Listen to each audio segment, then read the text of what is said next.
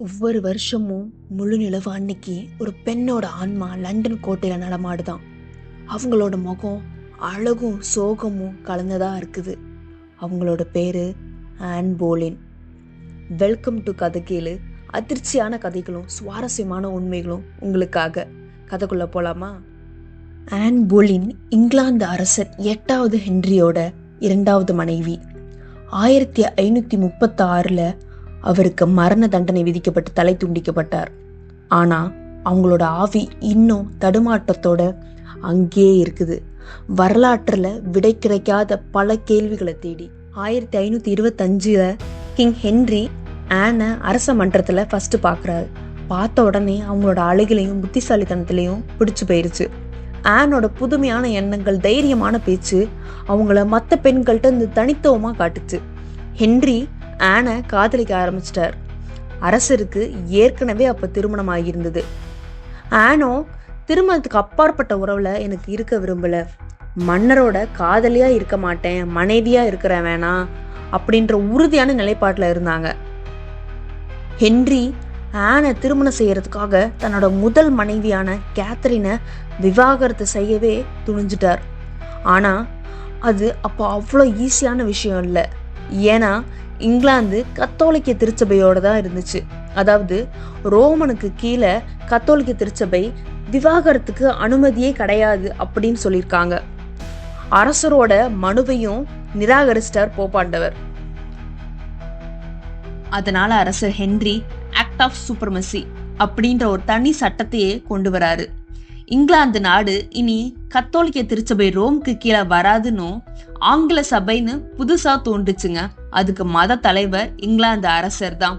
அதாவது இங்கிலாந்து நாடே புரொட்டஸ்டன்ட் நாடாக மாறிடுச்சு. அரசியல் தாண்டி மத தலைவராகவும் மன்னர் மாறினார். ஒரு காதல் அரசியல்லையும் மதத்திலையும் பெரிய கிளர்ச்சியை ஏற்படுத்தி வரலாற்றிலே இடம் பிடிச்சிச்சுங்க. 7 ஆண்டுகள் பெரிய போராட்டத்துக்கு பிறகு 1533 அரசர் ஆன் போலினை ரகசியமா திருமணம் செஞ்சார். ஆனோ இங்கிலாந்தோட அபிஷியலான ராணியா முடிசூட்டப்படுறாங்க. ஆன் தன்னோட திருமணத்துக்கு பிறகு தன்னோட முழு அதிகாரத்தையும் பயன்படுத்தி அரசியல்லையும் மதத்திலையும் பல மாற்றங்களை கொண்டு வந்தாங்க.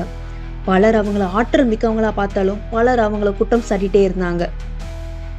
திருமணத்தோட பெரிய மோதல் ஆன் தன்னோட முதல் குழந்தையான எலிசபெத்தை பெற்ற பிறகே ஆரம்பிச்சிருச்சு.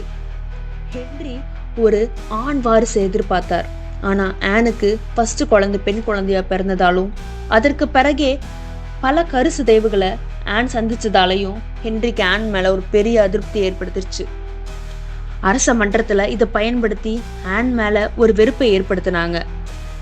கொஞ்ச நாள்லயே அரச மன்றத்துல அரசர் ஜேன் சீமன்ற ஒரு பெண் மேல கவனம் மாறிடுச்சு.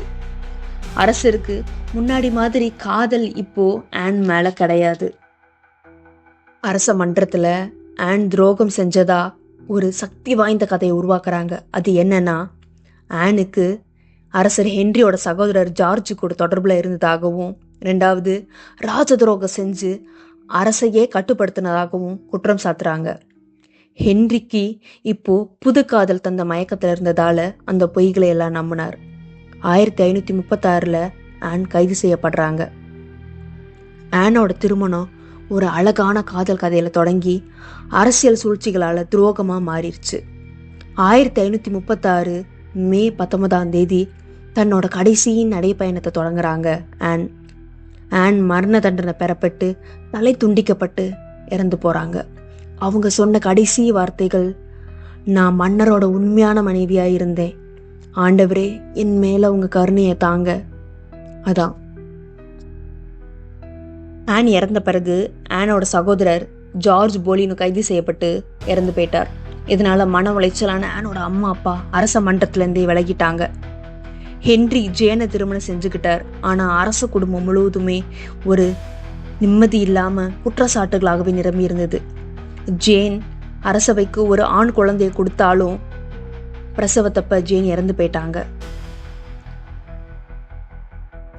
ஆனோட பொண்ணு எலிசபெத் ரொம்ப பாதுகாப்பா வளர்க்கப்பட்டாங்க. அவங்களோட குடும்பமே சிதைஞ்சு போனாலும் அவங்களோட அறிவும் தைரியமும் அப்படியே ஆனோடய ஒத்து போச்சு. 1558 எலிசபெத் இங்கிலாந்து மகாராணி ஆகிட்டாங்க. அவங்களோட ஆட்சி காலம் பொற்காலம்னு கூப்பிடப்பட்டுச்சு. ஆன் இறந்து போனாலும் அவங்கள வரலாற்றில் மறக்க முடியாதவரா எலிசபெத் மாத்தினாங்க. ஆனோட கதை இன்னும் முடியல. ஆனோட ஆவிய கோட்டை சுற்று சுவர்லையும் தோட்டத்திலையும் ஆனோட பிறந்த வீடான ஹியூவர் கோட்டையிலையும் பார்த்ததா பல பேர் சொல்றாங்க. ஆனோட ஆன்மா எதனால இன்னும் போகலன்னு நினைக்கிறீங்க? அவங்களோட கதை முழுசா முடியாதாலையா? இல்ல அவங்களுக்கு செஞ்சது மோசமான சதின்னு சொல்றதுக்காகவா? இல்ல காதல் செஞ்ச துரோகத்தை வரலாறு பேசணுன்றதுக்காகவா? எதனால போகலன்னு நினைக்கிறீங்க? நீங்க அடுத்த தடவை லண்டன் கோட்டை போனீங்கன்னா நீங்க கூட ஆனை பார்க்கலாம். இல்ல ஆன்ற வார்த்தையை காத்துல கூட கேட்கலாம். அடுத்த திகிலான கதையை நாம சந்திப்போம்.